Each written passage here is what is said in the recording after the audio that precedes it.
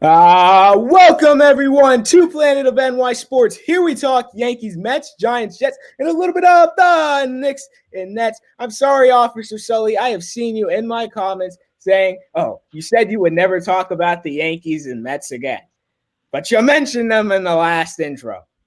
Yes, I know. I get it. This is the last Yankee and Met video for the year. It's the last one. There may be a Brian Cashman one, but that's different.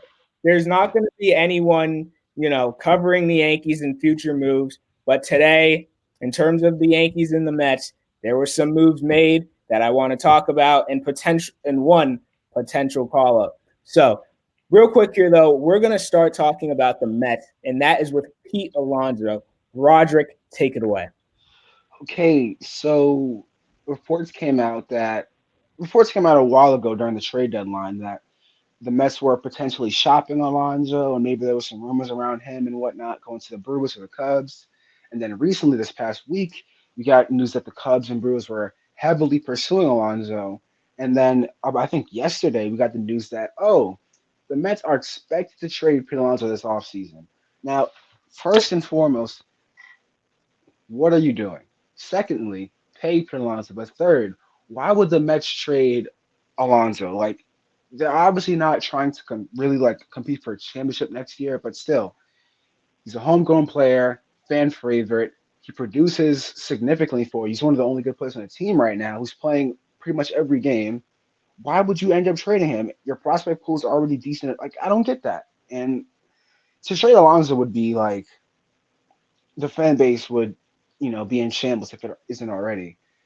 I'd love to see Frank the Tank's reaction if we traded him, but please don't trade him.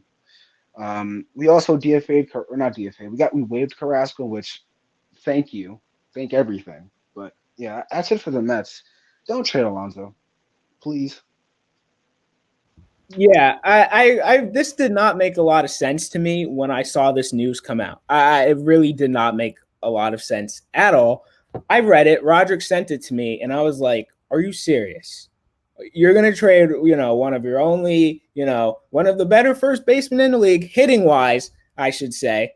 And then I've seen some people, slandering Pete. Some people are saying that, oh, what if he's a clubhouse problem? I've been reading this all over the place. We haven't heard that from like anybody reliable. So I don't know how true that is. I don't think it is true. And they're like, "Oh, but at the home run derby, everyone sits away from him. Maybe he's not liked by players, blah, blah, blah." I don't know. Maybe it's because the guy just takes it a little more seriously. So that's probably why. I don't think he's, massively disliked, even though he did throw that guy's first hit into the stands that one time. That was a little questionable. But That was overblown. yeah, I don't think it was that big of a deal. But for some people saying, "Oh, Pete's a problem," and this is a bigger issue here, I massively, massively disagree. Now, getting into the Yankees real quick here, let's talk about Josh Donaldson. Finally, it's about time. This needed to be done. No, this trade should have never been made. I'm just going to be completely honest here. This trade should have never have been made by Brian Cashman and taking on all of Josh Donaldson's salary when you could have signed Corey Seager. You could have signed him. And then you could, move Volpe over to second base, which is what you're already going to have to do as it is. You're already going to have to move over Volpe if you're going to, stick with Peraza, and you could have traded Peraza. Or you can go Seager, you can trade Volpe for Luis Castillo, then you have Peraza. Boom! Why couldn't the Yankees think of that? Now, I will give them credit. IKF has been good this year, and I like how IKF has played. But trading for Josh Donaldson was a huge mistake. They finally cut him. The Yankees are finally realizing that they're in no position to compete for the postseason this year. So, and that comes with another move in waiving Harrison Bader.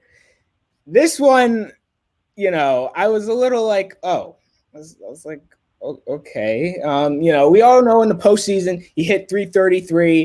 He had like 5 home runs, like 6 RBIs. That guy was like one of the only reasons why the Yankees were in certain games with the Astros. He won you that series against Cleveland.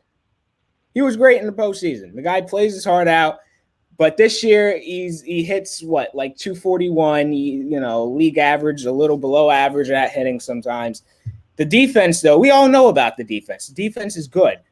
But Harrison Bader, after this year, I don't know if the Yankees were going to re-sign him. I really don't know if that was the case. And they, like I said, they know that they're in no position to compete. And that brings up another young Yankee outfielder. And that is Jason Dominguez. And I've been saying, either you trade this guy or I want to see him up eventually.